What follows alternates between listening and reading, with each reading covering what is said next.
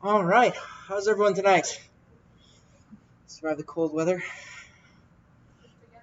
Just to get it again. I know. Well, that's what somebody says. It's going to get warmer tomorrow and then get to cold again on Friday.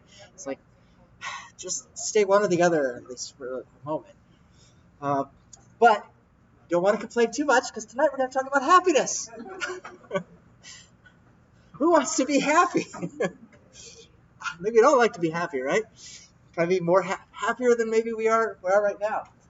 So Beatitude will also kind of explain. This is kind of the Catholic word that we use for happiness. This is like the deep, enduring kind of happiness that I think we really all long for. So we have a specific word for it, Beatitude. So we'll look at that. But the context of happiness that we want to talk about is the context of the area of morality within the church. So sometimes when we think of morality, sometimes we might think of the church as just a whole bunch of rules that we're supposed to follow. You got the Ten Commandments, you got all the you're supposed to go to Mass and go to confession, and you got all these different kinds of rules within the church. And some people will be like, yeah, all the rules that you just have are so restrictive. That it's all about the things you can't do, and like the Ten Commandments are mainly those, right? It's like thou shalt nots, and all the things that you're supposed to do as well. So is the church just simply about rules? Well, what we'll discover is that it has to do directly with happiness. It's not just thing God imposes upon us to make us miserable, restrict our freedom, but actually it's to increase our freedom and to help us experience happiness, and really a happiness that for many who are coming from like outside of that kind of idea, a deeper happiness that they didn't even know was even possible in their lives. So to kind of help us understand how these are coordinated with one another, there is a analogy that I like to use with the high school students. Well, when I'm teaching the seniors, I actually teach them a lesson on this to kind of introduce them, because then we get into some real nitty-gritty moral issues, especially controversial type issues, and help them think through about why the church says certain things in the area of morality. And so to introduce this, an analogy that we have is like say you're on a sports team or you're in some kind of activity. What is your goal? What do you want to occur if you're on a team? Anyone? Win. You want to win, right?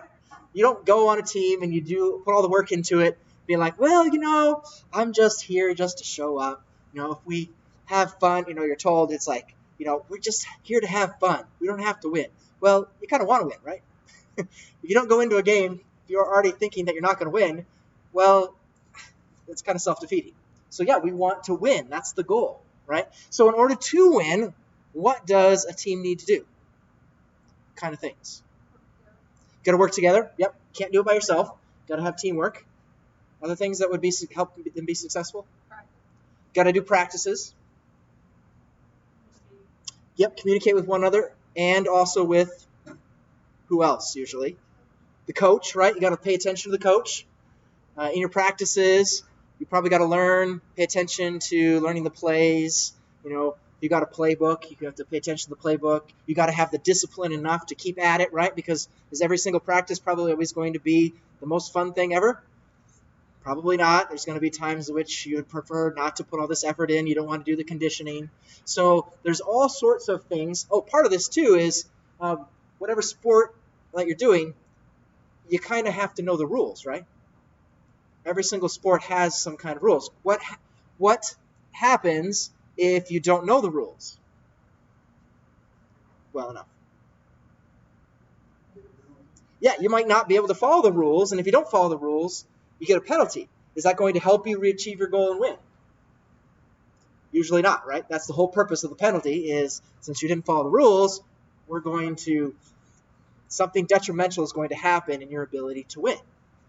So this analogy is really one that we can apply to our understanding of what morality is all about. So if we apply it, we have our playbook that we need to follow, right? So the more we know of the playbook, the Bible, we have a coach that we should listen to, right? Jesus. Want to listen to him.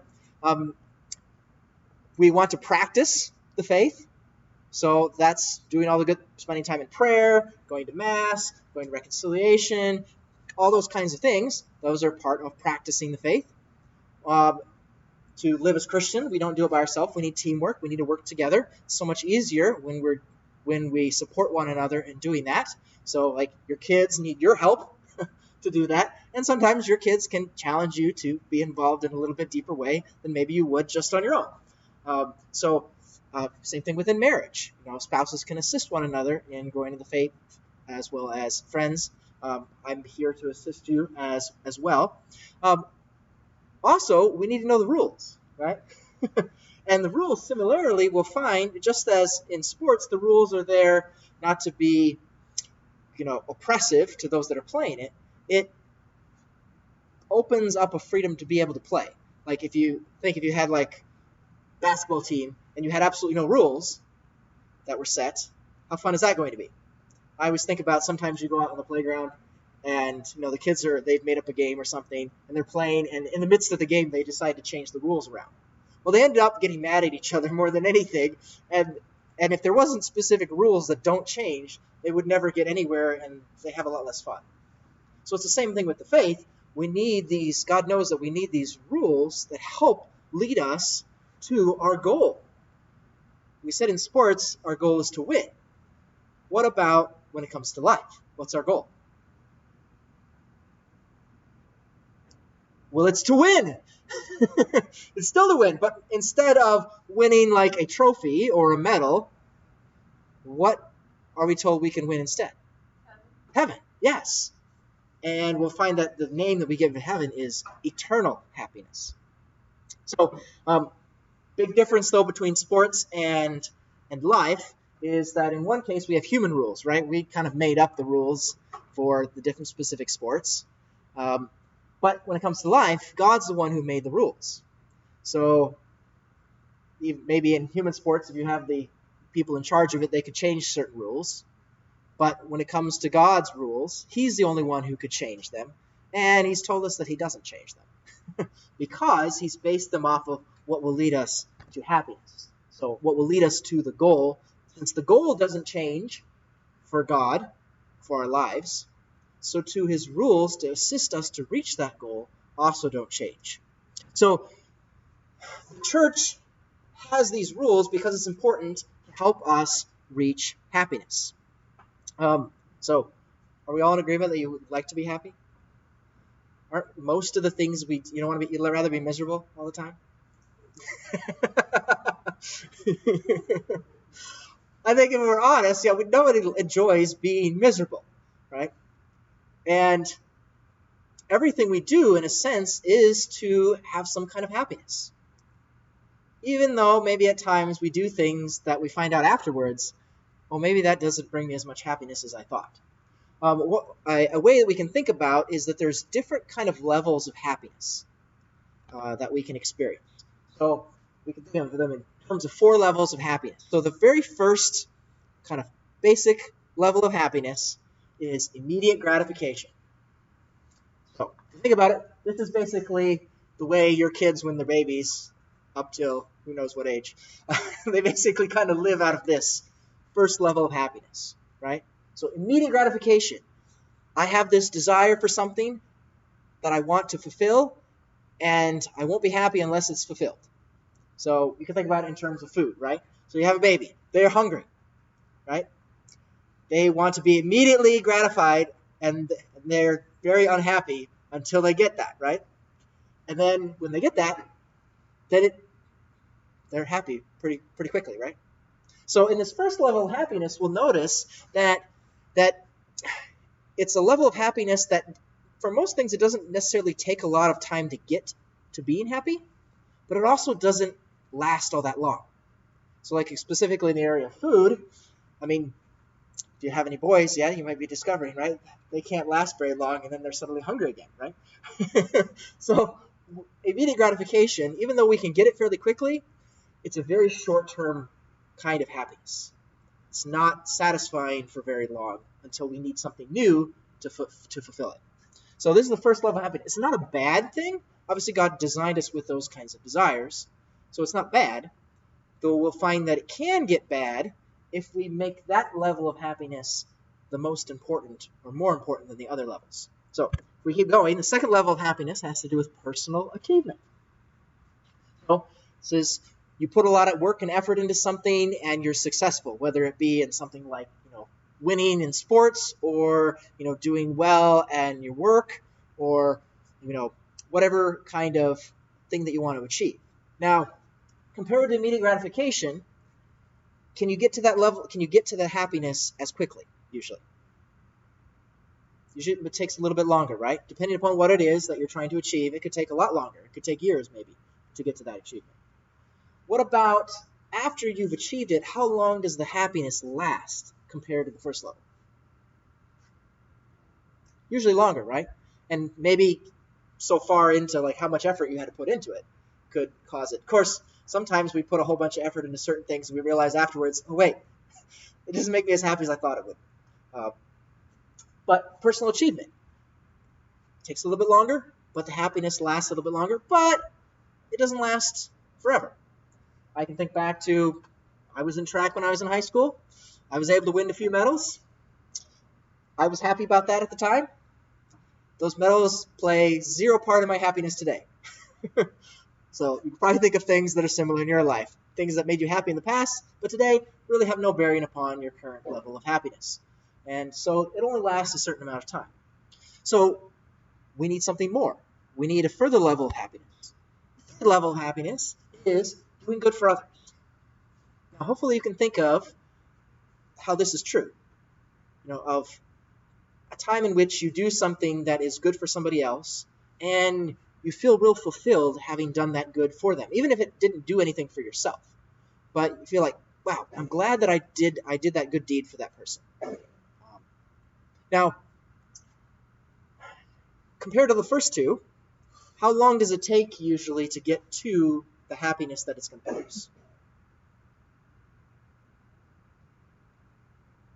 Depending upon what it is, it could take a little bit longer. It could even be that, for example, it might be that you're initially not all that happy of having to do it. Right? So, for example, as a priest, my whole job is helping do good for other people, right?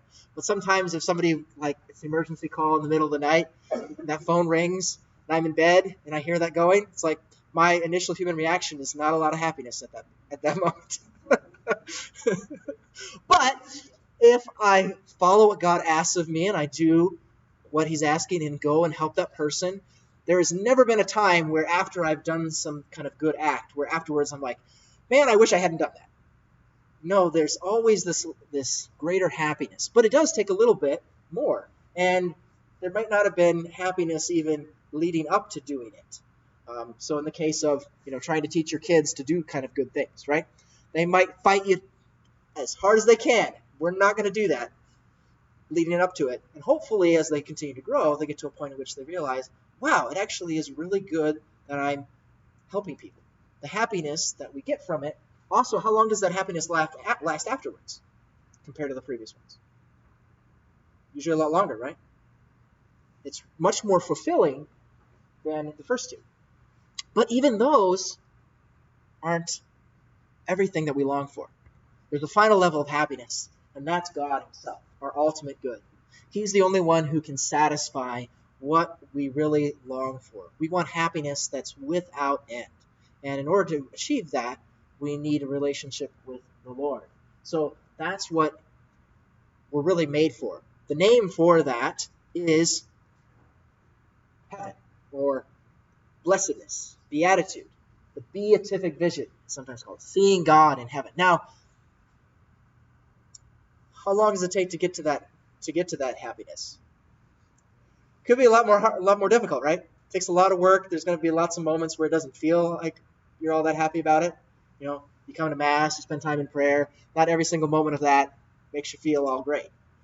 But when we achieve happiness, even while we're here on earth, we can achieve the saints did in particular. They achieved a high level of connectedness with God, and so experienced a lot more happiness than most do. But then, how long does it last?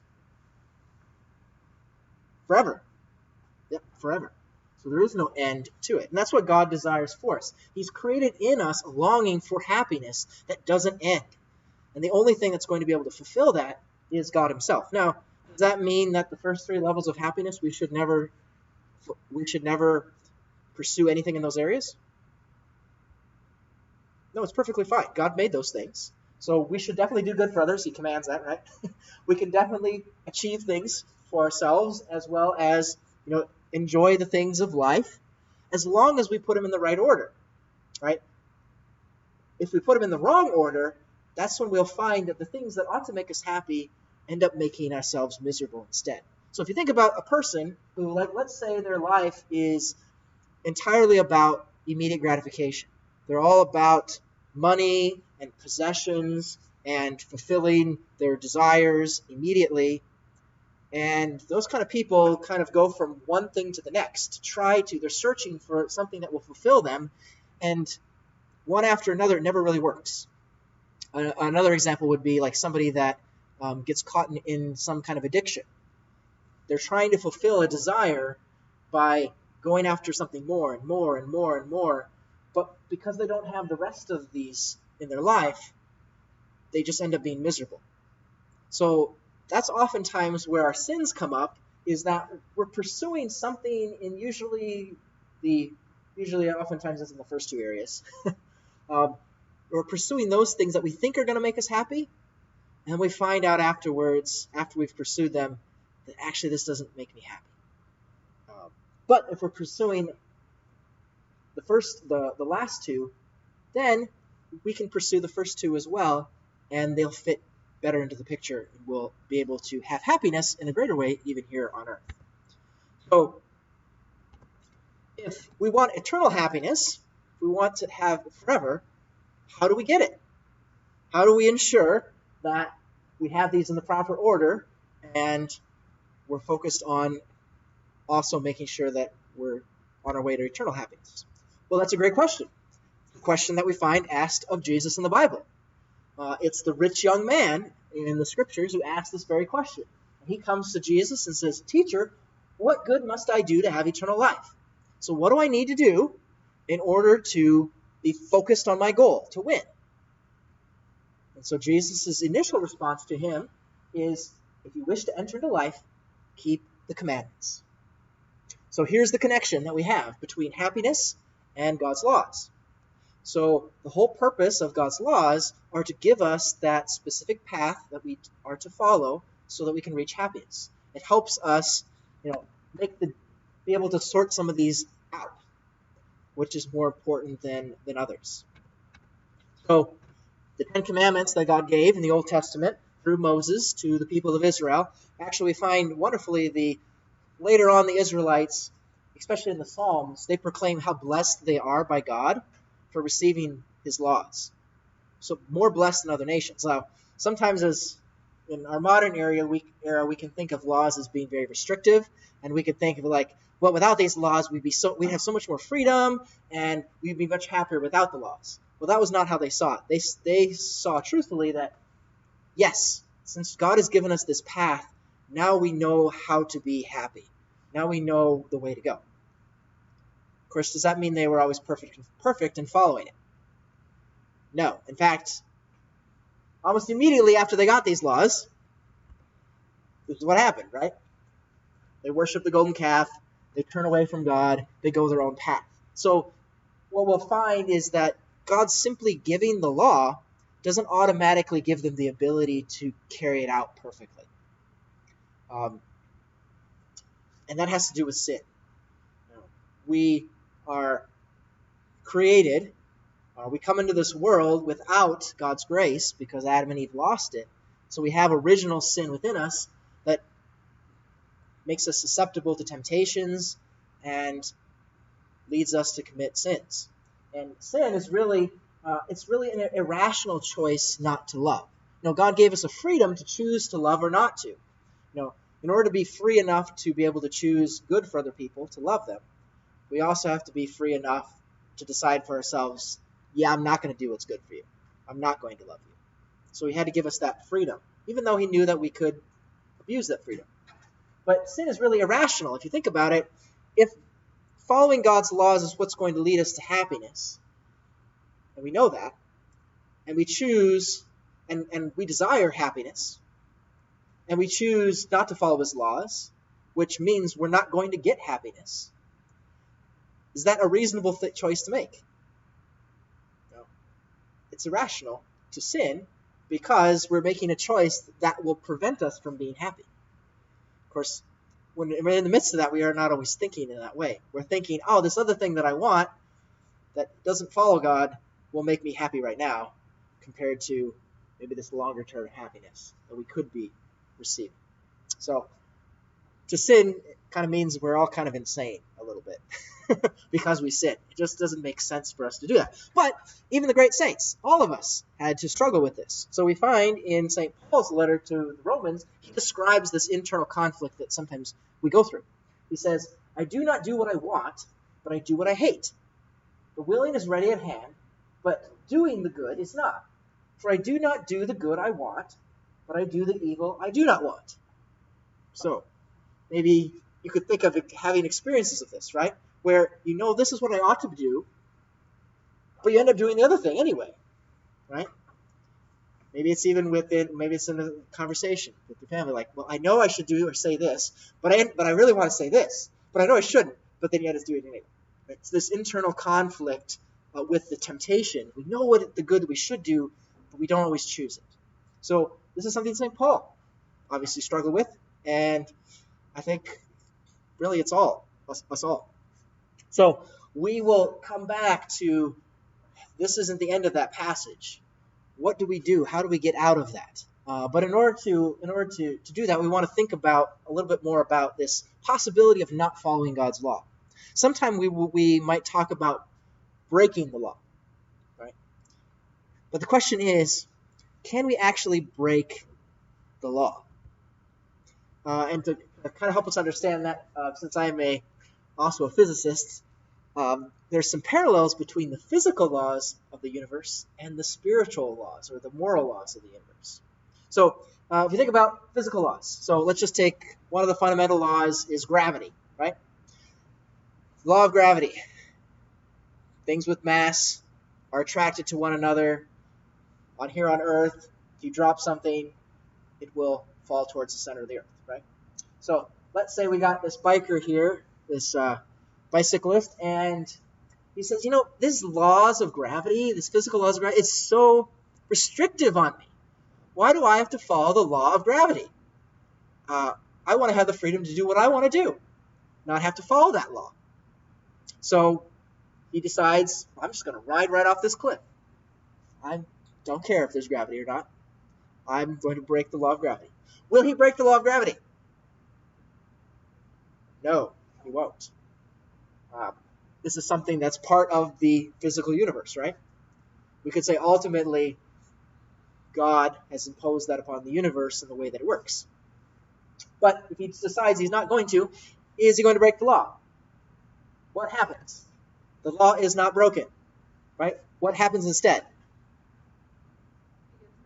He's the one who gets broken, right? So he's the one who's broken. And what about his freedom? So if you feel like, well, this law is imposing upon my freedom, what will happen to his freedom if he decides not to follow that law? Less freedom, right? I mean, if he survives, which, well, in that case, he's not going to. But if one were to survive, whatever condition his body is after that, he's going to have less freedom than when he started. And really, if we think about it, the physical laws of the universe give us great freedom to do certain things. I mean, if we didn't have gravity, we'd just start flying off the planet. I wouldn't want that to happen. So we wouldn't have an atmosphere. All sorts of things would go wrong if we didn't have gravity. But that has to do with his physical laws. Now, God also has moral laws too, right? Now, they're different from the physical laws. Physical laws have to do with material things, our bodies, whereas moral laws have to do with our souls, the spiritual realm. And here's a question. Is it possible, I already gave the answer on there, I realized. Is it possible to break the moral laws? We often talk about breaking moral laws, right? somebody murders somebody else, that breaks God's commandment, right? But in the same way as the physical laws, just because he ignores gravity and decides to do something against it, does it remove the law there that exists? No. So if somebody even murders somebody, they're not following the law, God's law, but does it remove the existence of that law? No, it doesn't. So the law itself is not broken. It's still there. It's impossible for us to break that moral law. What happens instead to us? We're the ones that get broken. So in this case, in the physical laws, our bodies are broken. And in the case of the moral laws, our souls are broken. So that's what happens to us when we sin. So we might think that we can get away with breaking a law of God's in the moral realm, but we can't. It will harm us in some way. And sometimes we think about like breaking God's laws in terms of like the punishment that comes from it is something that God goes out of his way to impose upon us. Well, not really. By the very act of us deciding not to follow that law brings about the brokenness that it will cause. Just in the same way, it's like if the guy, decides to fly off the cliff, it's going to automatically be a part of it, right? It's not like somebody's going to come in and be like, hey, you can't break that law and impose a consequence. So it's the same thing with God. He doesn't need to impose another consequence because by the very act of us deciding to do an action that doesn't follow his moral law, it breaks our soul because we choose to do that. So that analogy makes sense? I don't know. So I find it very helpful to think in those terms, that kind of comparison, because sometimes we think, physical laws are laws that are set, we can't break them, but moral laws, are ones we can fudge upon.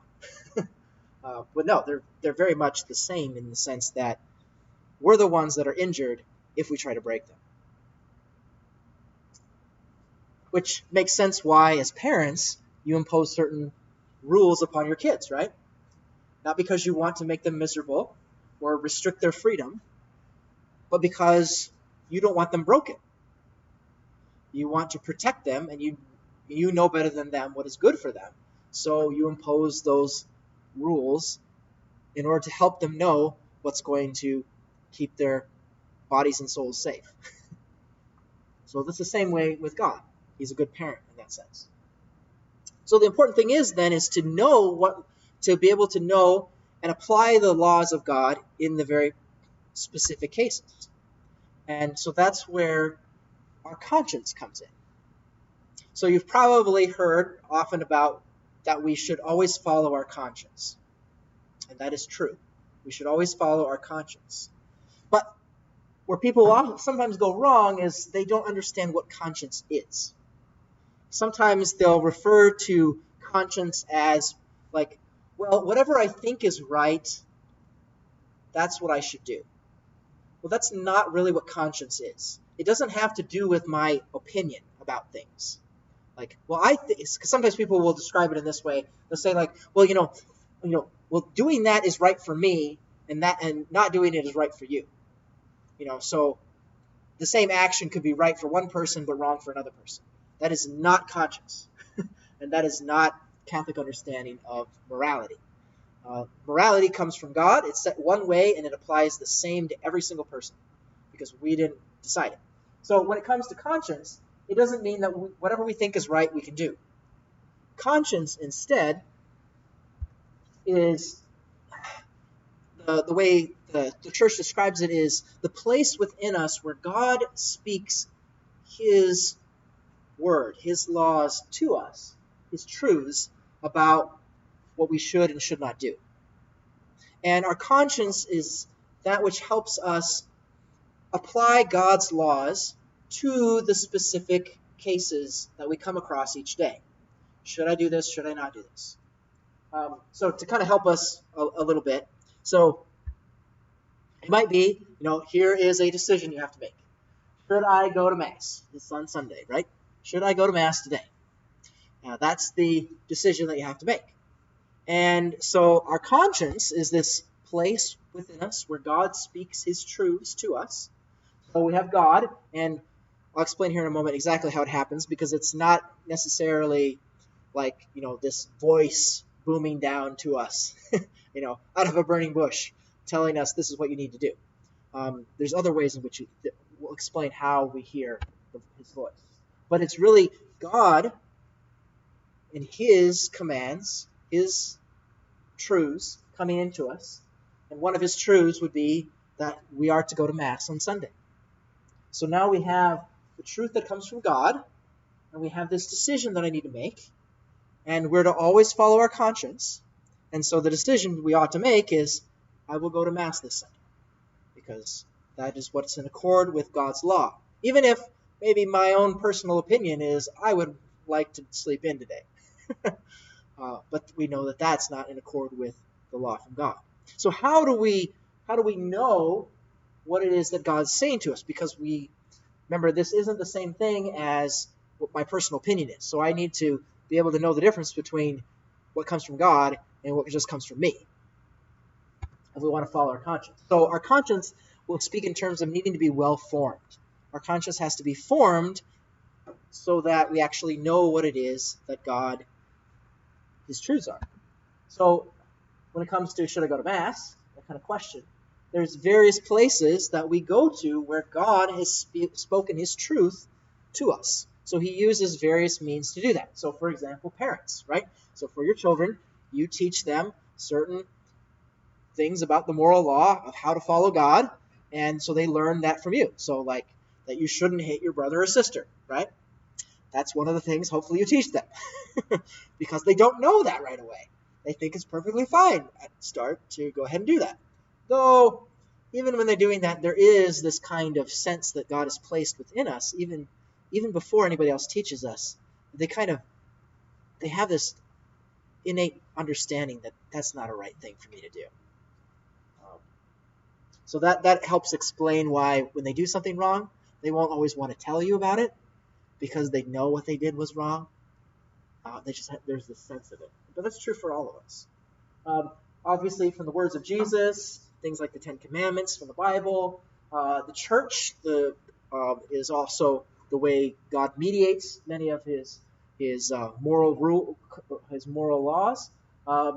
Obviously, the teaching of those that are in authority within the church, like priests and bishops, etc. So these are going to be the main means that which God is going to help us form our conscience. So it's impossible to form our conscience well to come to believe something that is opposed to any of those sources. So you can't come to a knowledge and say, well, I think that God in my conscience is telling me that this is okay, when his church says the opposite. That is impossible to be true. And if there's ever any question, well, my conscience seems to be telling me this, but the church says something opposite. The church is what's correct, and your conscience is misinformed. It is not formed correctly. So our conscience needs to be well formed. So from all those things, then we have the knowledge of we are to go to Mass on Sunday. So therefore, if we follow our conscience, then we decide, then we go to Mass. There is, let's see. I don't think I have it in here. Okay, yeah. So all these different areas, as we just talked about, to help us form our conscience. So obviously, like even tonight, are things to assist us to form our conscience as well. So our conscience and the idea of guilt are also related to each other. So sometimes people will talk about, you guys think that, we have Catholic guilt. Well, everybody ought to have guilt. There's a good kind of guilt. Of course, there's bad kinds of guilt as well. But everybody ought to experience good guilt. It's a sign of having a well-formed conscience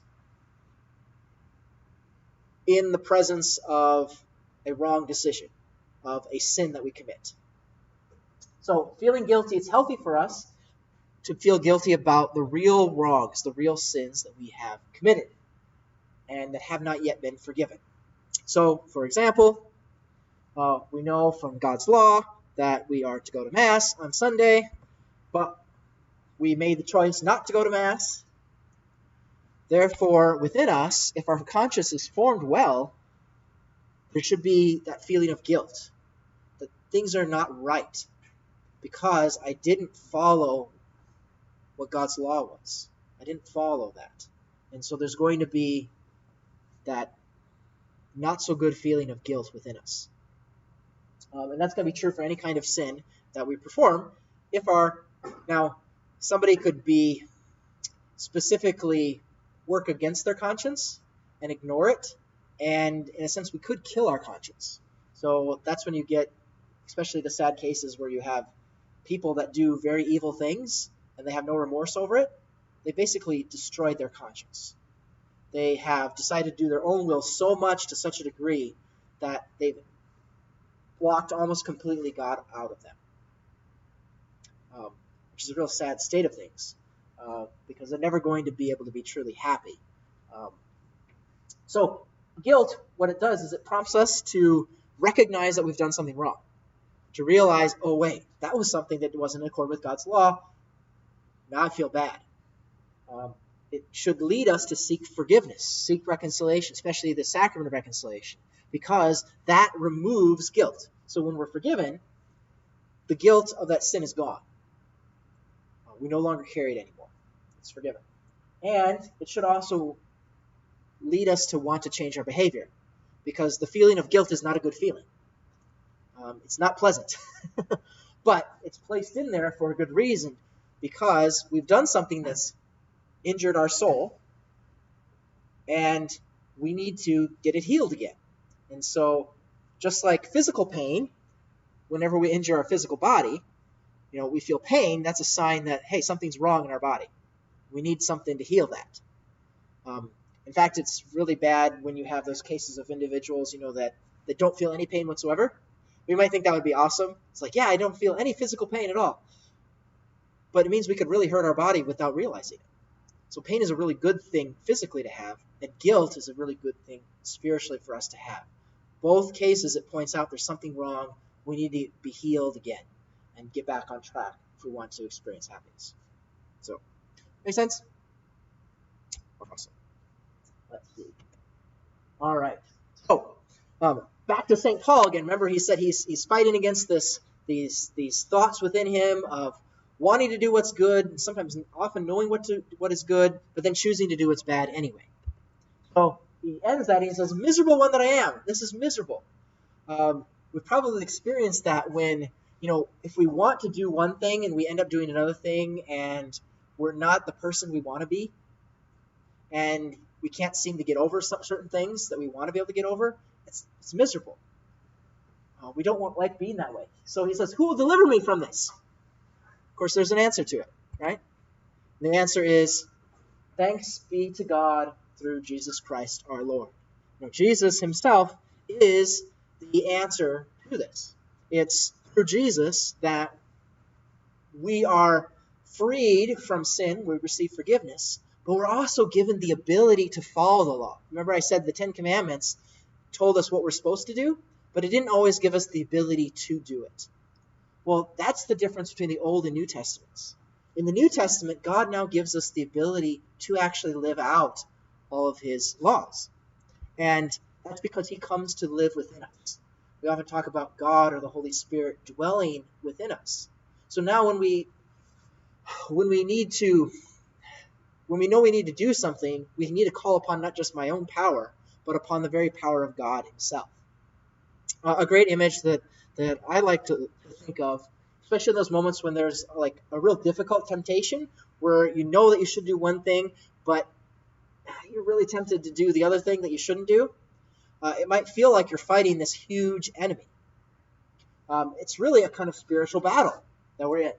This passage from Ephesians really talks about this kind of spiritual battle using these kind of images. Draw your strength from the Lord and from his mighty power, and take the helmet of salvation and the sword of the Spirit, which is the word of God. He goes in, there's several different images where he uses this like weaponry and armor and of covering ourselves with these different gifts of God. So he says here, the helmet of salvation, the sword of the Spirit. So thinking about the Holy Spirit as being the sword that we can go against these different temptations. Does anybody know what biblical story this painting of Michelangelo's is? It's one you find in the Sistine Chapel. But got a boy fighting a very large man. David and Goliath, yeah. So you might remember David and Goliath, he kills Goliath with his sling, right, in a stone. But after he kills Goliath, then he takes Goliath's own sword and he chops off Goliath's head afterwards. So that's what this is portraying. So we have the sword of the Spirit. The Holy Spirit is our sword. And we sometimes feel up against temptations that feel like a Goliath. And we're little David. And it's like, how in the world can I overcome this? Every time I come against it, I seem to just fall into it again and again. Well, I need to take the sword of the Spirit and cut that temptation off at the head. It brings us so much. That's how David went into battle. When he goes into battle, all the other Israelites are intimidated by the Philistines and Goliath. And he is not, because he says, I come in the name of the Lord. It's like God himself is going to fight this battle, not me. That little old me. So that's the same way when we're struggling against temptation and we have that kind of internal conflict, to call upon God and his help from his Holy Spirit. And if you do that, it makes all the difference. It doesn't mean that we will never ever, because we're not perfect always in doing this. But if we call upon God's help, his desire is to assist us to overcome. So one of the things that we also want to talk about is the Beatitudes. So the Beatitudes are this teaching of Jesus. So I'll bring them up here in a second. The word beatitude, I've already mentioned, right? Beatitude is kind of that lasting happiness.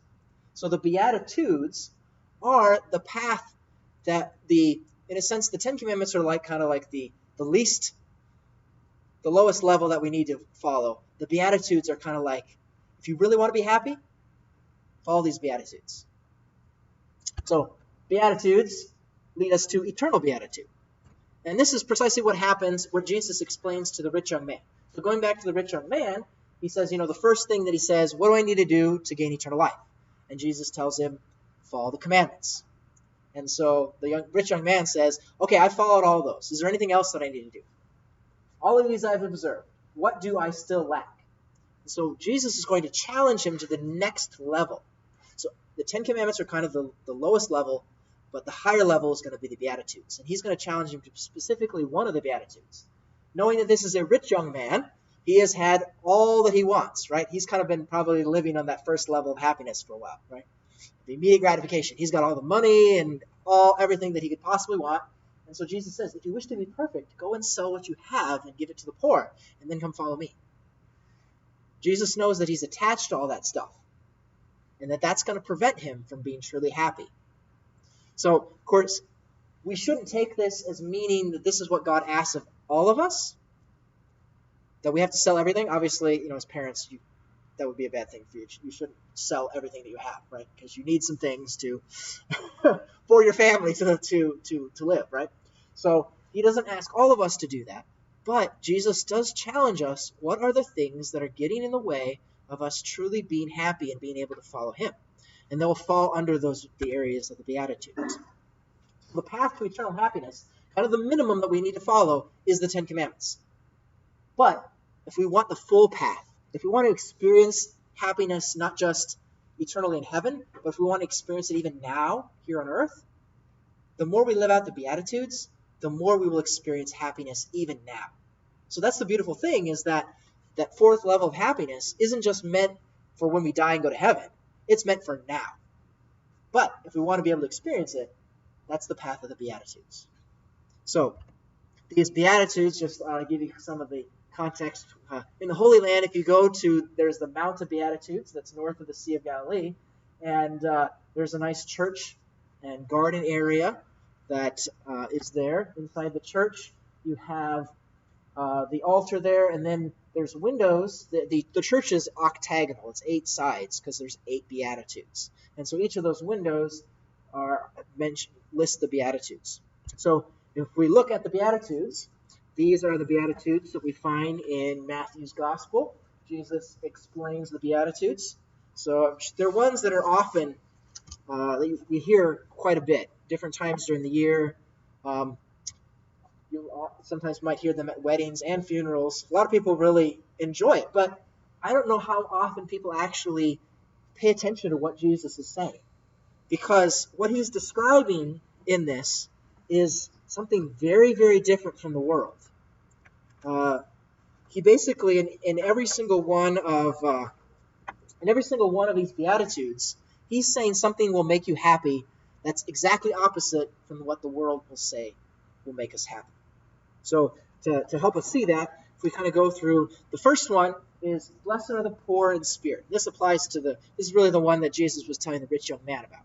So the world tells us that if we want to be happy, we need to have wealth, possessions, a high-paying job, the next new iPhone, bigger TV, better car. Those things will make us happy.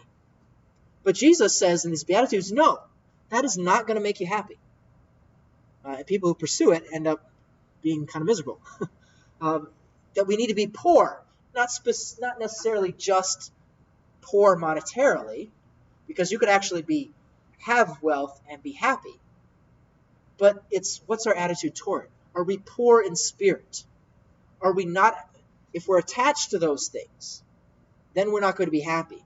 But if we're detached from them in a way in which there's other things that make us happy, I just so happen to be rich. So like there's been plenty of rich saints in the past, and they would give generously of what they had because they weren't attached to it. So the world says the things will make us happy. But Jesus says, no, that won't make you happy. Not being attached to those. Blessed are they who mourn, for they will be comforted. Now that really doesn't make any sense, right? So blessed, if we put the word happiness in there for that, happy are those who mourn. Well, that doesn't make any sense at all, right? So the world tells us to seek always good feelings, right? To avoid any kind of uncomfortableness, any kind of suffering, we want to be good all the time. And that's what's going to make life good for us. But Jesus says, no, actually, that's not what's going to make you happy. That there has to be some kind of discontent within us for something more. If we're content only with the fleeting things of the world, that'll never make us happy. We need to mourn our sins.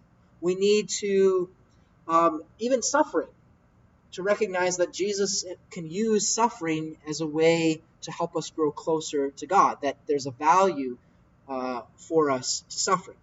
Mother Teresa said that looked at from the viewpoint of heaven, the most horribly painful earthly life will turn out to be no more than one night in an inconvenient hotel. So from the saint's point of view, that like the different struggles and sufferings that we have now compared to what's in store for us is only small and temporary. Saints have a much longer point of view. It's a similar kind of thing in thinking about, there's certain things that can happen to your kids that they think is the end of the world. But from your point of view as a parent, you're like, yeah, that's really not that big of a deal. But for them, like their whole world is falling apart. Well, it's the same way for us. We think certain sufferings and certain things that happen to us here on earth in the same way as our kids see certain things that happen to them. But from the point of view of our parent, our father, he realized, there's something so much more. So, blessed are those who mourn. Blessed are the meek, for they will inherit the land. So the world around us tells us that we're in competition with each other. You got to defeat the other person. Look out for yourself. You got to be number one. That's what's going to make you happy. Is if you can, even if you have to tear other people down to get ahead, you're going to be happy that way. And Jesus says, no, that won't make you happy at all. Instead, seeking the good of others above ourselves. That third level of happiness. That's so much more fulfilling than having to compete for honors and fame. That the best things in life are shareable things. The more we give, especially in the spiritual realm, the more we receive back. That's what will truly make us happy. The next is, blessed are they who hunger and thirst for righteousness. They will be satisfied. So the world around us will tell us to just barely get by. Just do the minimum that you have to do, and then just do the rest, do what you want. Kind of laziness, right? Entertainment, the entertainment culture. Just be entertained. Don't put the work into other things. Just be kind of lukewarm. Be nice, to everybody. But Jesus says that's not going to make you happy. What makes us happy are those who are actively pursuing good, actively pursuing something more. When we're hungering and thirsting for good, for righteousness. There is a Christian philosopher, Blaise Pascal. He described 3 different kinds of people. He said that there's those who seek God and have found him. He says those are wise and happy. So if we're seeking God and then we find him, we're wise because we're looking for happiness, and we're happy because we actually get to it. He said then there's those who seek God but haven't yet found him. So those are wise but not yet happy, because they're on their way, but they haven't yet gotten God himself. And then he says, unfortunately, the third ones are those that are neither seeking God nor have found him. And those are both unwise and unhappy. Because they're not searching, they're not hungering for something more. Blessed are the merciful, for they will be shown mercy. So our world is not very merciful right now, right? It's all about myself and my rights and getting back at the other person, and don't care if we have to look back through their history. We're going to try to destroy them so that I can get ahead. If somebody has ever harmed me in any way whatsoever, I'm never going to forgive them. But Jesus says that's not going to make you happy. That's definitely that's one way to be incredibly miserable. It's never forgive somebody. That will lead you to misery. But we shouldn't long for justice for other people, because we shouldn't long for justice from God for ourselves. Because what do we deserve? I mean, if we really are honest about ourselves and how imperfect we are, we don't deserve eternal happiness, if we're honest. So we want to hope for mercy from God. So Jesus says that if we're merciful, then we'll be able to receive mercy. But it'll make us happy not just because we ourselves will receive mercy, but because in giving mercy to others, we are being God-like. We're following who he is. So we don't give mercy so that we can get mercy, but we give mercy so they can receive mercy. Blessed are the peacemakers, for they will be called children of God. Oh wait, I missed one there. Blessed are the clean of heart, for they will see God. Can't forget that one. So, especially in our world today, sex and pleasure turn out to be a god for many people, right? It's a very unclean of heart time that we live in for many. And that's what many people think will make us happy. But the reality is that it won't. We're happy when our hearts can be free from the lust of using others. Because that's really what that is. It's using another person rather than wishing their good. So if we're free enough from those tendencies to be able to serve the other person instead of using them, that's when we will experience true happiness. So blessed are the clean of heart. Then blessed are the peacemakers. So the peacemakers, when it comes to conflict, people often get on one of 2 extremes, right? Either push right into outright war with the one who's done that, or completely tolerate all evil and just let evil have run. And neither of those bring happiness. Neither of those bring peace. The peace that God gives us is a peace that the world cannot give. And so in both of those cases, it's one in which we're able to forgive those who harm us, but also it's not compromising with evil. That's also a very important thing, is that we don't, even though we forgive evil, we also don't allow evil to continue.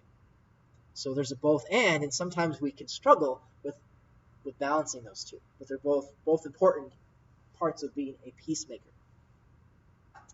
Finally, blessed are they who are persecuted for the sake of righteousness, for theirs is the kingdom of heaven. So the world will tell us that we will be happy if everybody loves us, right?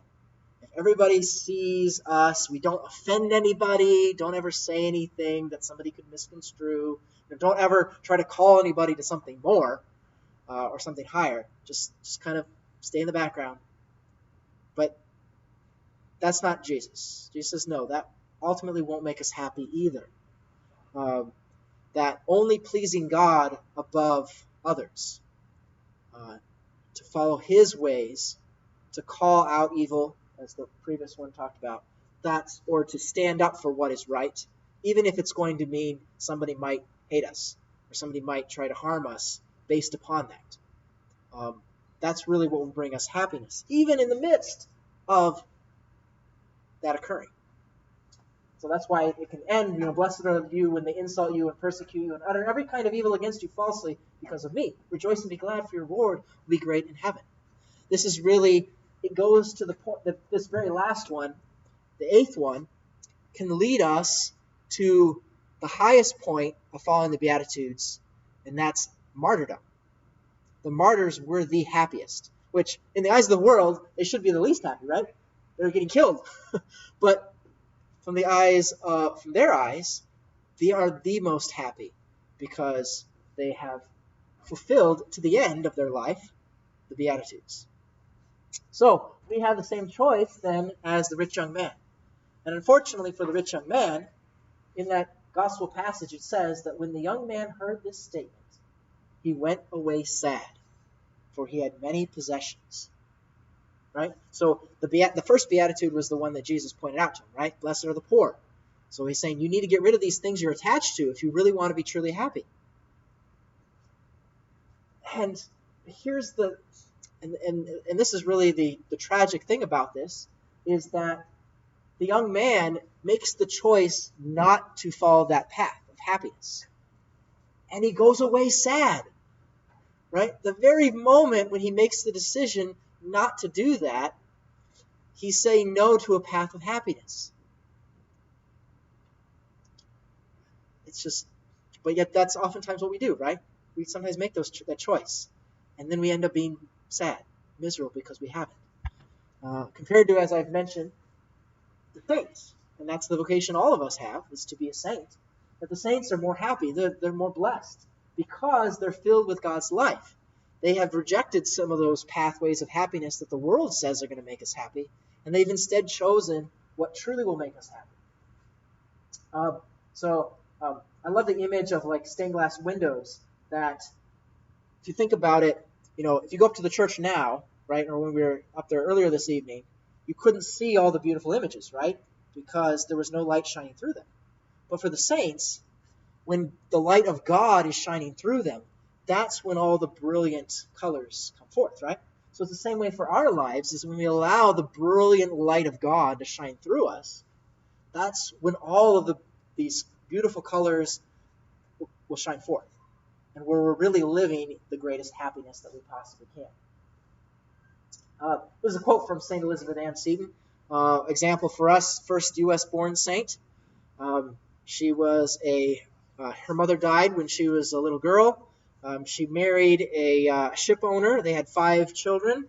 So a lot of her time was devoted to family as a mother. But she also spent a lot of time with prayer as well. She had a lot of difficulties that she went through. Her father died. Her father-in-law, he also died. Her husband ended up dying. And upon that, she said, God, I am alone with you and my little ones, but you are our Father. So I'm sure she felt this weight of the responsibility of taking care of her little kids. All the men and fathers in their life had died. She became Catholic. She wasn't a Catholic originally, but she converted to Catholicism. She ended up opening a school for her children and other children too in Baltimore. And she started the Sisters of Charity there, and started other schools, orphanages for children who didn't have parents, whose parents had also died. She started hospitals. So she said, one of the things that she wrote, she says, the first end I propose in our daily work is to do the will of God. Secondly, to do it in the manner that he wills. And thirdly, to do it because it is his will. So that's surrendering each day to God. Whatever I do today, I want to do what your will is, God. I want to do it in the way that's your will, and I want to do it because it's your will, not because it's what I want. So that's our great pathway that the saints lay out for us. That all of these laws, as we said, that God has put for us, is to show us this path to happiness. Happiness that lasts not just a moment, but what we really long for, a happiness that lasts forever. So I don't have any extra announcements for all of you guys tonight, so that's it for this evening.